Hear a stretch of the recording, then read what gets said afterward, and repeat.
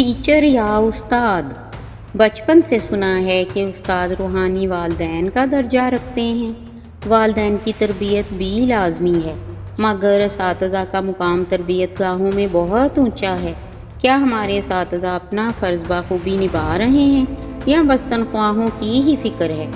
باقی چل سو چل، اور کیا بچے بھی ان کا کہنا مان کر پڑھائی کی طرف توجہ دے رہے ہیں؟ اگر ٹیچر بچوں پر خصوصی توجہ دیں تو بچوں کا بھی فرض ہے کہ وہ اعلیٰ تعلیم حاصل کر کے اپنے والدین اور اساتذہ کا نام روشن کریں۔ لیکن دوستو، آج کل کیا ہو رہا ہے؟